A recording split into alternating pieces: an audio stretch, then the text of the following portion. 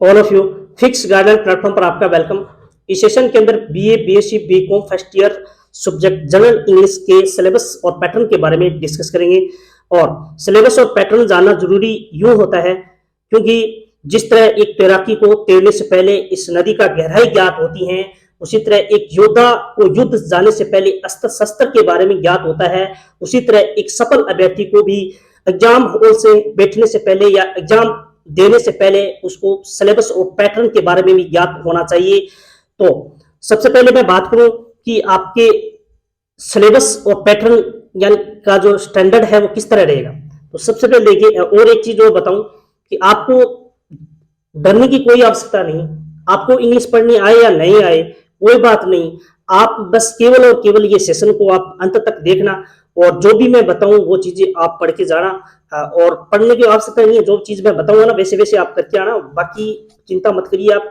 और मैं अलग से 2-3 सेशन और रखूंगा और बस इतना ही काफी है आपके लिए, क्योंकि ये आपके एक लिखित परीक्षा होती है, ये 3 घंटे का टाइम दिया जाता है और मिनिमम जो पासिंग जो मार्क होते हैं ना वो 36% होता है। मैंने कल सेशन में भी बताया था कि भाई ये एक कंपल्सरी सब्जेक्ट है, उसको पास करना हो जरूरी होता है, लेकिन इससे ऊपर बने कितने बने ये इंपॉर्टेंट नहीं होते।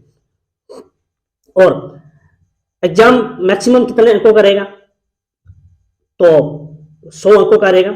और अब इनको है ना जनरल इंग्लिश को 4 पार्ट बांटेंगे। एक तो ए पार्ट मानते हैं, यानी ग्रामर में बांट दिया गया जो अधिकतम 10 अंक है। बी उन्होंने ट्रांसफॉर्मेशन में बांट दिया जो अधिकतम अंक 10 है। और सी उन्होंने कंप्रीहेंशन में बांट दिया गया, कंप्रीहेंशन में बांट दिया गया जिसके 50 मार्क्स है। ये मैं आपको सिखाऊंगा, चिंता मत करिए। ये 50 जो क्वेश्चन है ना, जो मार्क्स हैं, अंक हैं, ये 5 पेसेज आते हैं और 5 पेसेज मैं बताऊंगा किस तरह आपको क्रैक करना है। और इनके अलावा आपको कुछ भी नहीं पढ़ना। और मैं 2-3 चीजें बताऊंगा, बस इतनी 76 नंबर की बताऊंगा, वो आप बस तैयार करके जाना, बाकी कुछ नहीं करके जाना, ठीक है। और इसको कंप्रीहेंशन को वापस 5 यानी पार्ट में बांट दिया गया। 5 मतलब यानी 5 आपके पेसेज आते हैं। एक पेसेज आपका 10 अंकों का होता है। तो पहला पेसेज आएगा अनसीन पेसेज। अनसीन पेसेज का मतलब होता है कि आपकी पाठ्य पुस्तक से बाहर आएगा, ठीक है। प्रोज का अर्थ होता है गद्य, और गद्य में अपने पूरी डिटेल से चर्चा करेंगे। इसके बाद में शॉर्ट स्टोरीज, इसके बाद में वन एक्शन प्लानिंग, इसके बाद में पोएट्री, और चौथा उन्होंने राइटिंग कंपोजिशन में बांट दिया। और राइटिंग कंपोजिशन आती है आपकी 30 अंकों की, ठीक है ना। तो अब 1 बाय 1 एक बार और डिस्कस करते हैं कि ये सिलेबस में कौन कौन सी हैं जो अपन बिना पढ़े यानी 36 अंक कैसे प्राप्त किए जाते हैं, ठीक है। सबसे पहले ग्रामर में, तो ग्रामर को भी वापस 5 पार्ट में बांट दिया। एक डिटरमिनर्स जिसे अपन आर्टिकल्स कहते हैं, और टेंस और अलग्जरी वर्ब्स, प्रीपोजिशन और बेसिक सेंटेंस पैटर्न, ये 5 में 2-2 पर्सन आते हैं। यहाँ से एक क्वेश्चन 1 नंबर का होता है, ठीक है। तो ग्रामर आपको जिसको आती है तो वो बढ़िया बात है, क्योंकि वो आरडीसी सीईटी में आजकल सारी कंपटीशन एग्जाम में इंग्लिश जनरल इंग्लिश पूछी ही जाती है। तो अगर नहीं आती है तो कोई चिंता की आवश्यकता ही नहीं, ठीक है ना। और इसके बाद में ट्रांसफॉर्मेशन, और ट्रांसफॉर्मेशन के अंदर भी वापस से 4 पार्ट में बांट दिया। एक्टिव वॉइस, पैसिव वॉइस जिसे वॉइस कहते हैं, इसके बाद सिंपल और कंपाउंड कॉम्प्लेक्स सेंटेंस होते हैं, नेगेटिव और इंट्रोगेटिव वापस जो बदलने होते हैं, डिक्लेरेटिव कहते हैं जिसे, और इसके बाद में डायरेक्ट और इनडायरेक्ट जिसे स्पीच कहते हैं। तो वापस से यानी अपन बी पार्ट को 10 अंक होते हैं और यहाँ एक एक क्वेश्चन आएंगे। एक क्वेश्चन एक मार्क्स होता है, तो कुल मिलाकर यहाँ से 2-2 या 3-3 प्रश्न पूछे जाएंगे, कोई भी पोर्शन भी पूछा जा सकता है, ठीक है ना। अब बात अपनी यहां करते हैं कंप्रीहेंशंस में। कंप्रीहेंशंस में आपको मैं बताऊं कि 50 अंक रहेंगे, ये आपके पेसेज होते हैं। और पेसेज में किस तरह आपको आंसर लिखना होता है वो मैं एक अलग सेशन बनाऊंगा, ठीक है ना। तो ताकि ये 50 जो अंक है वो आप बेहतर तरीके से, अच्छे तरीके से आप अटेम्प्ट कर सकते हैं बिना पढ़े। कोई बात नहीं, इंग्लिश आपको पढ़नी आए या नहीं आए, लेकिन मैं आपके इतना निश्चित आपको कर देता हूं कि आप डरने की कोई आवश्यकता नहीं है। आप इस वीडियो सेशन को लगा लेना और 50 नंबर ये पक्के हो जाएंगे। 50 और 5 नंबर और मैं बताऊंगा वहां से पक्के करने। मैं कुल मिलाकर 70 नंबर आपको कंप्लीट करवाऊंगा और कुछ भी नहीं करना। इतना इजी है कि अगर मैं चाहता कि 5वीं 6वीं क्लास के जो बच्चे हैं वो भी बढ़िया तरीके से एक बार सेशन को लगाता है, और मैं सोचता हूँ कि अगर मैं बताता हूँ तो वो बढ़िया तरीके से वो जान सकता है। तो इसके बाद में, हाँ, कंप्रीहेंशन के अंदर 5 पार्ट मैंने बताया था। पहले तो आएगा अनसीन पेजेस, 10 अंकों का होगा। और सेकंड जो होगा प्रोज, प्रोज के अंदर ये आपको दिखाई दे रहा है ना, 4 प्रोज है, जिसमें digital India, APJ Abdul Kalam की द पावर ऑफ जो प्रेयर, और मार्टिन लूथर किंग की आई हैव ए ड्रीम, और अल्बर्ट आइंस्टीन की the world as I see it. ये 4 में से किसी में से भी एक प्रोज में पेसेज आता है, और पेसेज मैं बताऊंगा किस तरह आपको फाउंड आउट करना है, बहुत ईजी होता है, ठीक है। शॉर्ट स्टोरी 2 है, एक तो जिसका नाम है लियो टॉल्स्टॉय, जिनकी जो शॉर्ट स्टोरी है द 3 क्वेश्चंस। एक है अगली जो शॉर्ट स्टोरी है जिसको कहते हैं नचिकेता, और नचिकेता बहुत इंपॉर्टेंट है, यहाँ से 100% ही पेशे जाता है। नचिकेता मैं थोड़ी सी स्टोरी बता देता हूँ। यह कहानी कठोपनिषद से है, जो सर्वाधिक प्रचलित उपनिषदों में से एक है। यह कहानी एक किशोर बालक नचिकेता के बारे में है, जो मृत्यु लोक में जाकर यम से मिलता है। उसके जो पिता वर्जाश्रवा एक क्षण में क्रोध में इसे यमराज को दान में दे देता है।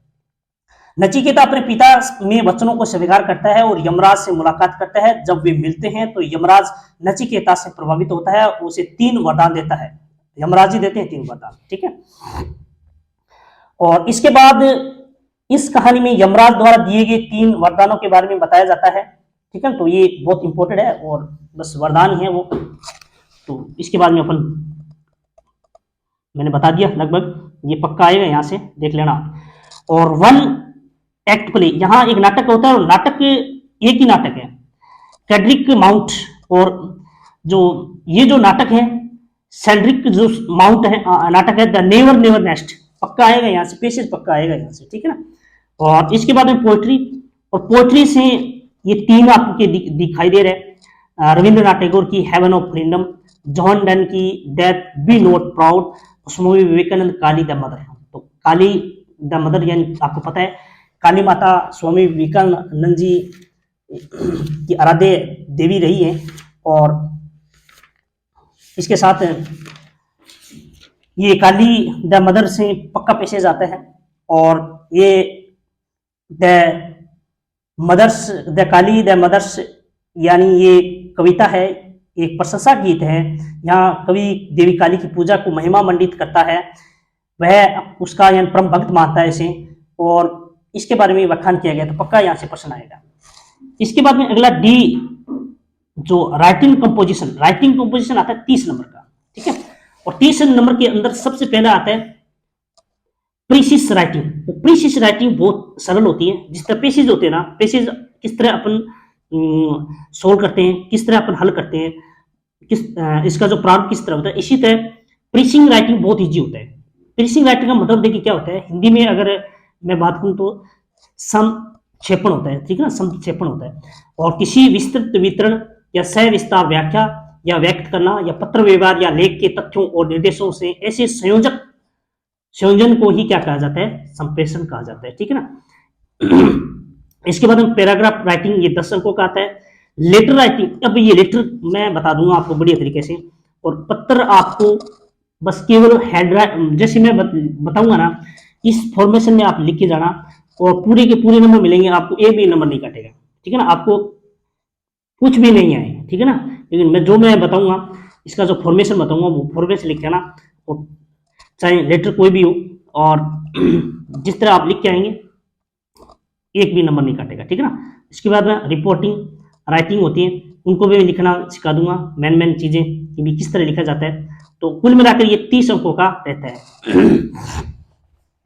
अब बात मुद्दे की करते हैं कि अपन कौन कौन सी चीज वहां पे बिना मैं कहूं कि भी हमें कुछ आता ही नहीं है। कुछ ऐसे बच्चे हैं, बहुत सारे भयभीत हो रहे हैं कि भी सर हमें इंग्लिश में कुछ आता ही नहीं है। कोई बात नहीं, अगर इंग्लिश में नहीं आता तो मैं आपको ये इतनी चीजें बताऊंगा, ठीक है, जिसको नहीं आ रही। एक तो कंप्रीहेंशन 50 अंक, ठीक है ना, 5 पेसेज आएंगे, और 5 पेसेज को किस तरह सोल्व करना होता है वो मैं अलग सेशन में सिखा दूंगा आपको, ठीक है ना।